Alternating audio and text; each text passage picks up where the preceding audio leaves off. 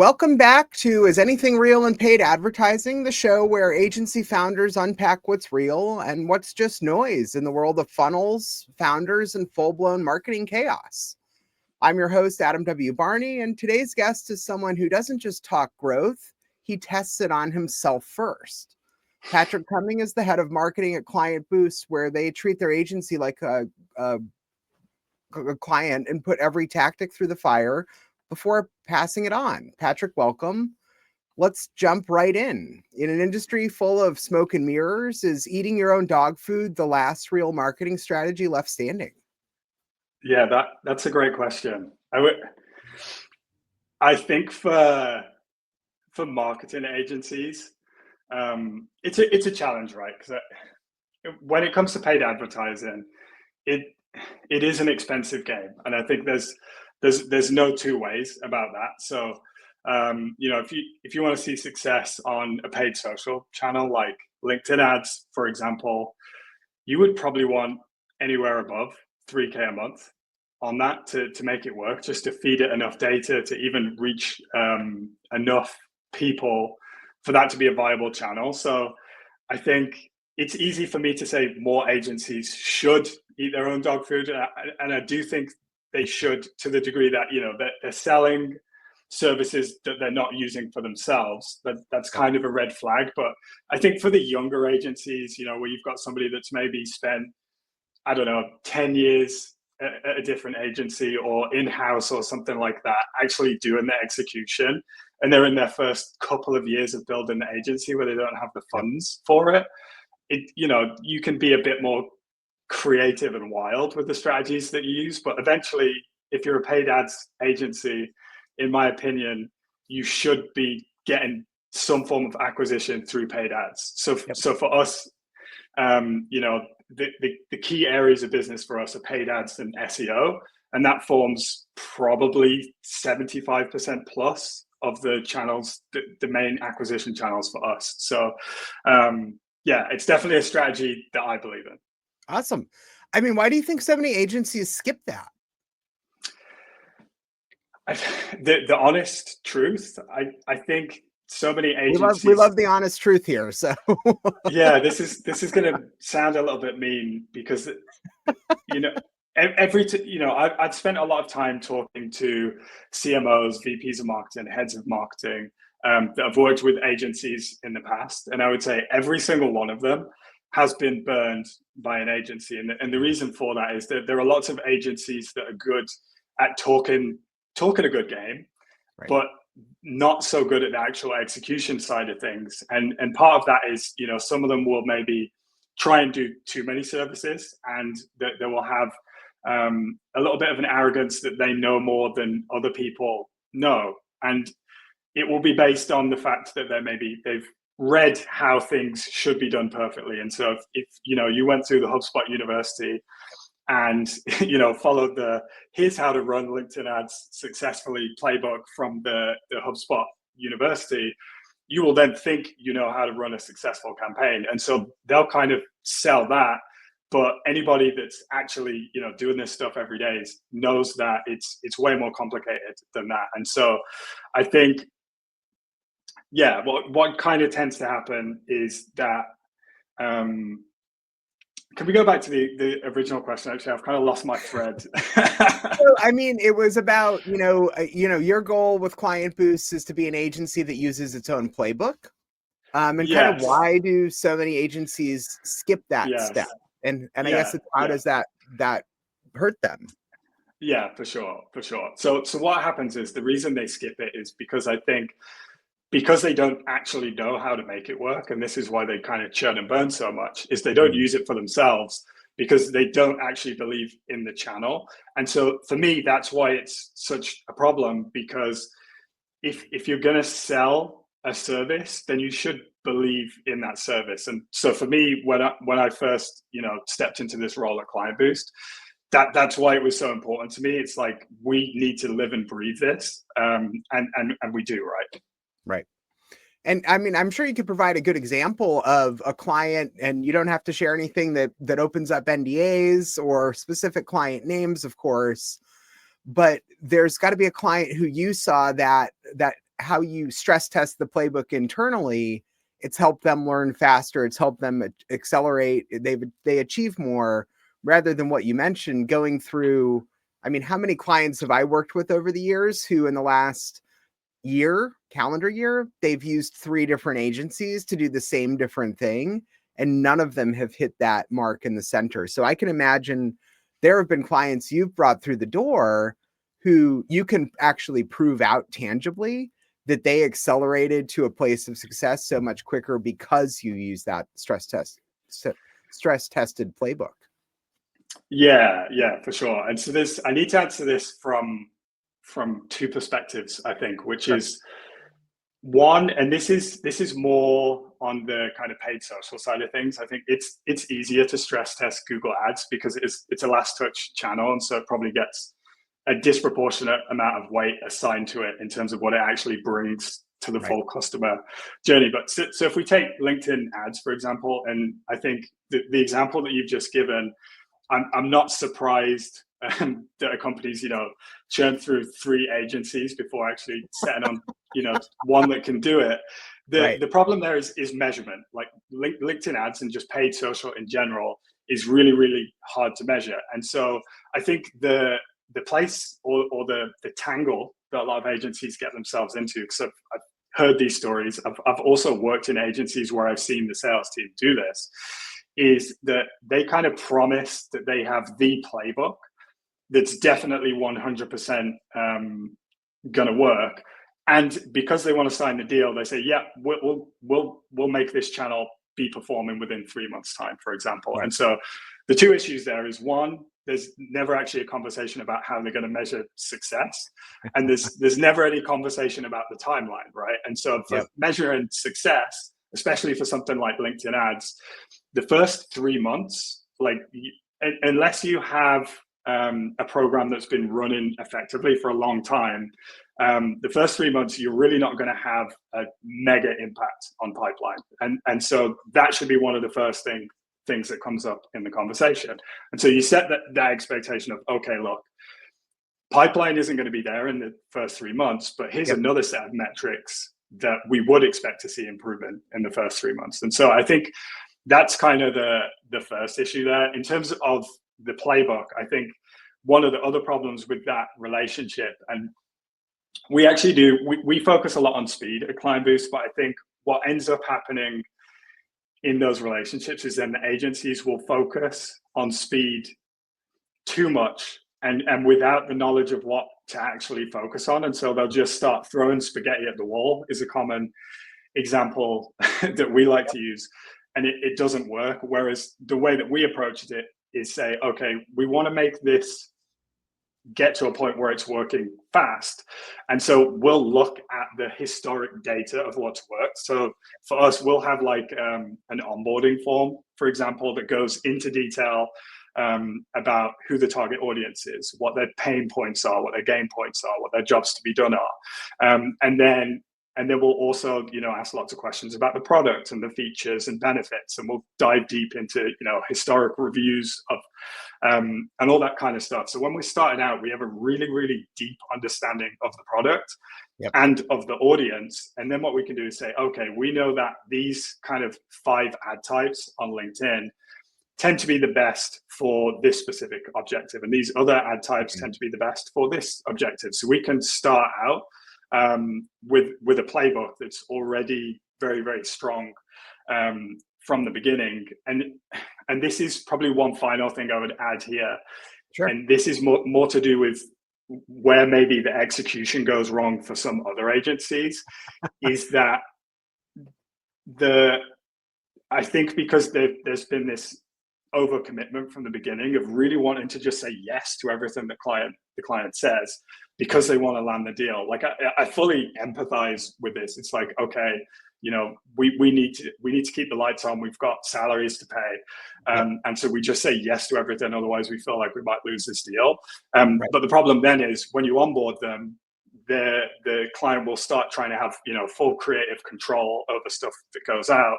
And so even if the agency did create really good creative or really good campaign angles, they will not push back when they get pushback from the client.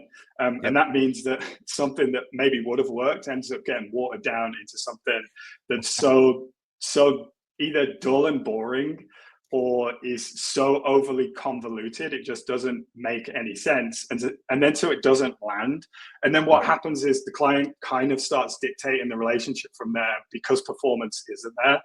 And so we try and flip that from the beginning, which is we still want this to be a collaboration. We still know that we need to prove to you that we know what we're doing, but we'll be very direct right from the beginning. And one of the kind of internal philosophies for us is very much about radical candor. So we want to build a relationship where it's okay for both parties, just be very honest. But at the end of the day, you know, we're the experts. We test this stuff on our own marketing channels.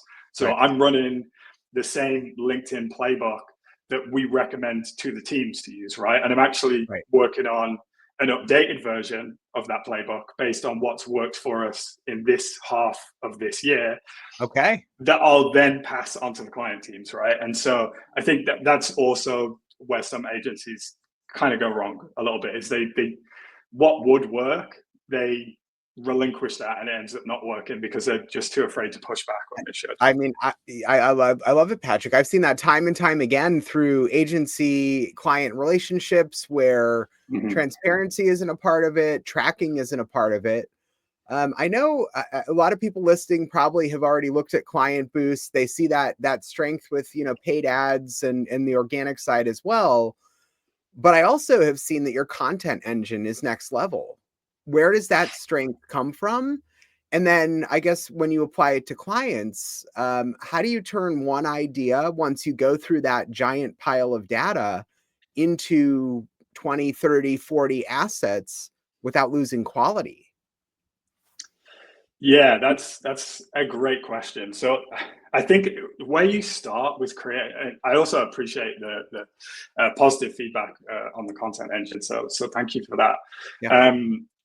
For me, I think I'm zooming out to maybe one of the broader problems that I just kind of see in marketing at the moment, or just not even at the moment. I've seen this throughout my career, which is too many people in marketing treat the different areas of marketing as siloed. And I kind of see a thread that kind of unites them all. And so all the best marketers really start everything with the same foundations. And so, you know, the same things that make a good paid campaign are the same things that create a good content marketing engine, right? Which is you need to, I have this Venn diagram that I use, which is on the top, this is your area of expertise. So this is what you know about. And then on the bottom right, it's everything to do with your product. So that's features, benefits, etc. And then on the bottom left, you have pains, gains, and jobs to be done of the audience. And so everything starts with just a really deep understanding of your audience and how you can help them. And so for me, good content really starts at the intersection of that Venn diagram, which is talk about something that you actually know what you're talking about. Always link it back to your product, which I think is a problem, an issue that lots of companies have, is they create really great top of funnel content, but they can never prove ROI because they're probably not getting any, because it doesn't create the correct mental associations, right? Because nothing gets linked back to the product, or it gets loads of attention, but from the wrong people because they didn't actually address the pains, gains, and jobs to be done of the audience. So that's the main place, really, I think, to start with content. I have this analogy of too many businesses are focused on how can I push my content onto the market, where I kind of say you really need to pull the content from the market. And there's loads of different ways you can do that. You know, if you're lucky enough like me to work in B2B, hanging out on communities like Exit 5 is a really good place. Just browsing your LinkedIn feed.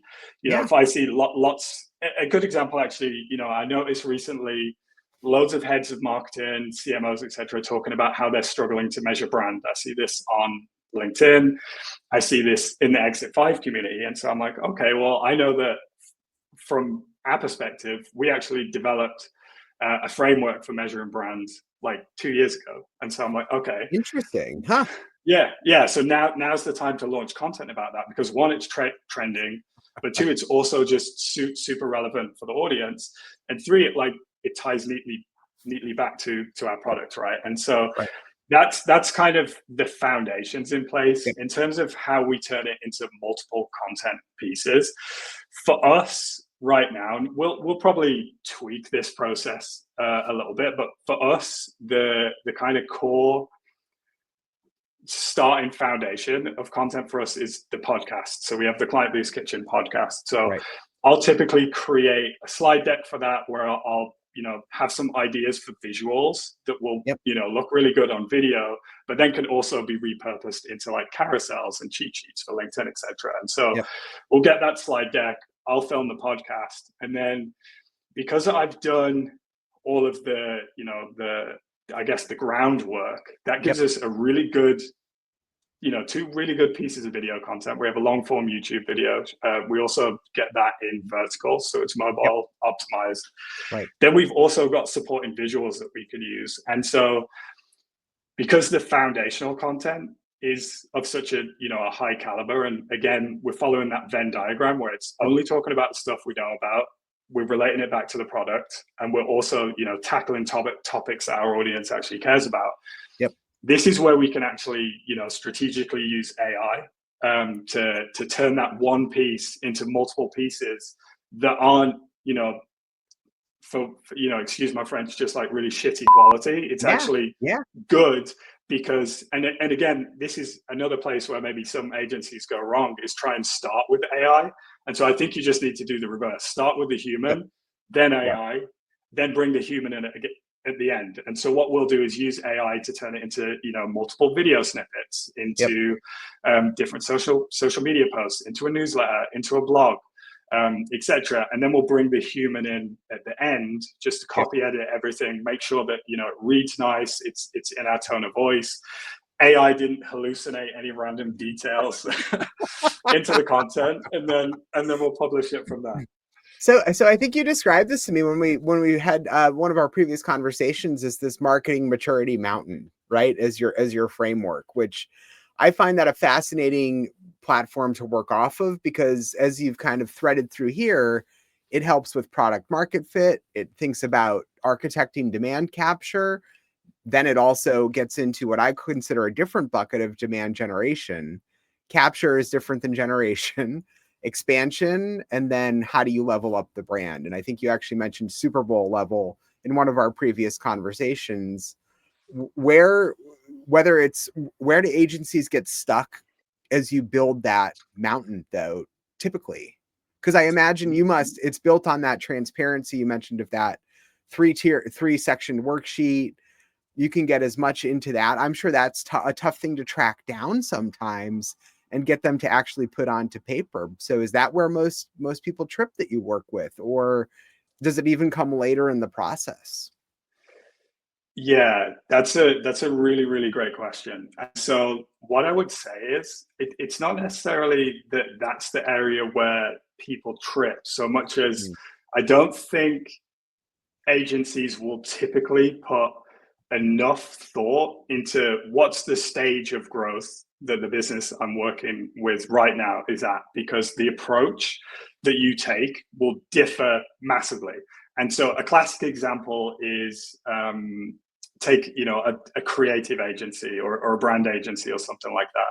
One of the mistakes that those agencies make when they approach paid media is that they might have smaller kind of mom and pop shop businesses, or they have lesser known SMBs, and they'll try and apply big brand. So that's the top of the marketing maturity mountain. They'll try and apply big brand marketing to these small businesses. And what that typically leads to is, very creative marketing that looks really pretty and everybody's impressed by it when it's presented in the boardroom.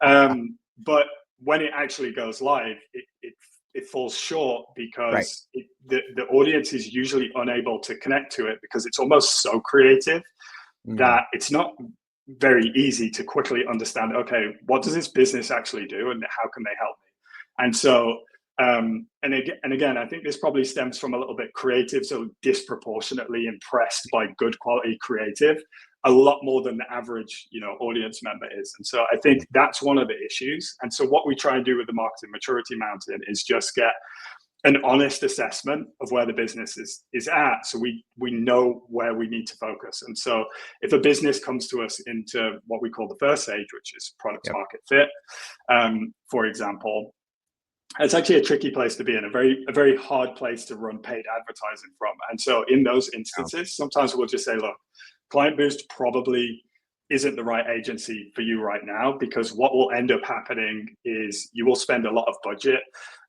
trying to figure out how your marketing engine works, and that's a really expensive way to waste money. And if that's an expensive way to break the trust factor also, right? Yeah. And so typically what we'll do then is, give them some advice and say, when you get to this stage, it might make sense for you to talk to us. And actually what we find is that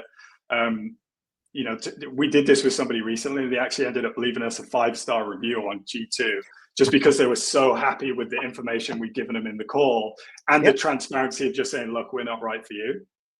Whereas, when you get to the demand capture stage, which is there is existing demand for this product and it's proven, that's really when you can start making paid ads work for you. But at that demand capture phase, most businesses usually need a decent stream of revenue coming in. They need that engine. They're not just putting the keys in the ignition. The engine has to have been running for a little bit. Yeah, exactly. And at that stage, if you focus too much on brand and too much on demand generation, not saying that you shouldn't focus on those things, but sometimes the payoff from those can be so long that it will actually negatively affect business growth to focus on them, because there's existing demand that you could have captured right now that would have helped you keep the lights on. And so I think that's why it's so important to have a framework like that in place and to accurately map somebody on it, because without that, you're at risk of running the wrong strategy. And again, I think this is also where agencies go wrong, which is thinking the same playbook applies to every business and will just work if you do it correctly. It's not necessarily true from my experience. Yeah. You have to diversify, even if you have multiple product lines or sets, especially with bigger companies, and get there. Yeah, awesome. Exactly. Patrick, this was packed with insight. Where can folks follow your work and check out what's cooking at KleintBoost and in the KleintBoost kitchen? Yeah, you're testing my memory now. So the best place to find me with the freshest insights will be LinkedIn. So that's Patrick-James-Cumming on kind of after linkedin.com. And then also, if you go to KleintBoost.com/kitchen, we also post the most recent recipes there. Have a podcast that's on YouTube and Spotify too, and also just the main KleintBoost company page. We cross post a lot of the KleintBoost kitchen content to that too. All right, you'll listeners, you can find a lot of that posted below the video here. And Patrick, if someone is listening and running, let's say, do as I say, not as I do agency, what's your real talk advice to shift that mindset? Yeah, do as I say, not as I do. I would. It's tricky, right? It depends where you're at, but I would say at least be running one of the channels that you're selling to people. So right. If it probably Google Ads would be the easiest for most agencies. At least have some Google Ads on, because I don't know, if you don't believe in the channels, maybe pivot to channels that you do believe in, or just try and have a lightweight budget, lightweight retargeting on or something like that. Right. I dig it. Awesome. All right.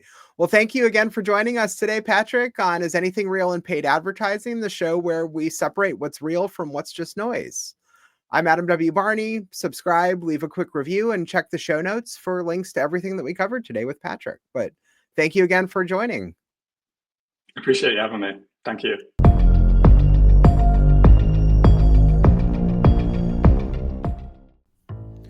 Want to clean up your offer and install a lead gen machine that won't burn you out? Head to adamwbarney.com and check out the Agency Growth Sprint, built for $250K to $5 million a year ad agencies ready to scale with clarity, not chaos. If you're done duct taping systems and sprinting to nowhere, it's time for strategy that sticks. Visit adamwbarney.com. Clarity over chaos, always.